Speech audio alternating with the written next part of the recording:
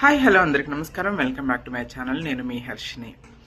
మస్కా bun వివాదం ఎక్కడ చూసినా సోషల్ మీడియాలో ఇదే వివాదంగా దీని గురించే చర్చలు నడుస్తూ ఉన్నాయి. అసలు మస్కా బన్ను వివాదం ఏంటి? నిరుపేద కార్మికుడు ఆయన, తను బన్ను అమ్ముకొని జీవనం సాగించి కుటుంబాన్ని పోషించే వ్యక్తి తను.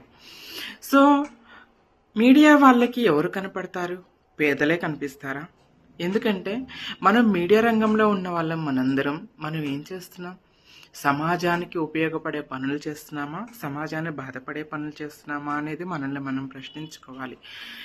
ఫుడ్ విషయంలో మనం చాలా వీడియోస్ చూసామండి. రెగ్యులర్గా రెస్టారెంట్లో బల్లి పడింది, లేకపోతే మురిగిపోయిన ఆహారం పెట్టారు, ఫ్రిడ్జ్ల్లో 10 రోజులు ఉంచినటువంటి నాన్ వెజ్ని విక్రయించారు, పిల్లి మాంసాన్ని, కుక్క మాంసాన్ని అమ్మేసిన రెస్టారెంట్ల గురించి మనం అడుగడుగునా చూస్తూ ఉంటాం. మీడియా మిత్రులందరూ అక్కడికి వెళ్లకుండా ఈ మస్కా బన్ను వ్యక్తినే పట్టుకోవడానికి కారణం ఏంటి అంటే, మనం ఎవరైతే మనల్ని ప్రశ్నించరో, ఎవరైతే మనం ప్రశ్నిస్తే భయపడతారో అలాంటి వ్యక్తిని టార్గెట్గా చేసుకుంటున్నామా? చెప్పండి. మనం ప్రశ్నిస్తే మనల్ని భయపెట్టే వ్యక్తులకి మనం భయపడుతున్నామా? ఇది మనం జర్నలిజం చేస్తున్నామా లేకపోతే ఇంకేమన్నా చేస్తున్నామా అనేది మనల్ని ప్రశ్నించుకోవాలి. ఆ నిరుపేద వ్యక్తి మనకి ఇంట్లో కూడా తయారు చేసి వాళ్ళ పిల్లలకి తినిపించి తను తిని ఎంత ప్రూవ్ చేసుకుంటాడు? ఇంకా ఎంతవరకు దిగజారుతాము?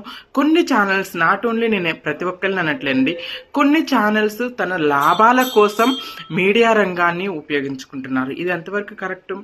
డబ్బు సంపాదించాలంటే ఎన్నో మార్గాలు ఉన్నాయండి. కానీ మీడియా రంగంలో ఉండి ఇలాంటి పనులు చేయటం వల్ల ఎంత సమాజానికి చెడు జరుగుతుందనో ఊహించుకోండి.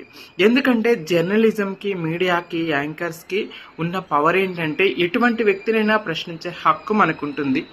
ఎక్కడ అన్యాయం జరిగినా ప్రశ్నించే హక్కు మనకుంటుంది. అలాంటి మీడియా రంగంలో యాంకర్స్గా ఉండి ఛానల్స్ పెట్టి మనం బిజినెస్ కోసం, డబ్బు కోసం ఎన్నో చూస్తున్నాం. మనం రెగ్యులర్గా చూస్తామండి.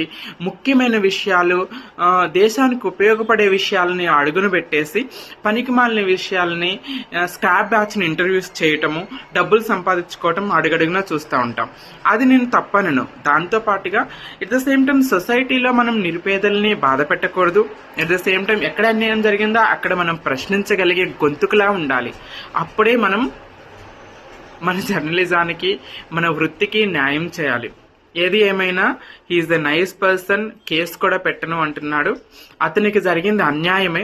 అతని పట్ల చుట్టుపక్కల కమ్యూనిటీ, ట్రాన్స్ కమ్యూనిటీ వాళ్ళు కూడా వచ్చి తనని ప్రశ్నించడం, వ్యతిరేకించడం నాకు చాలా బాధ అనిపించింది. ఎందుకంటే కమ్యూనిటీలో చాలా తప్పులు జరుగుతున్నాయి. అలాంటి వాటిని మీరు ఎందుకు ప్రశ్నించలేకపోతున్నారు?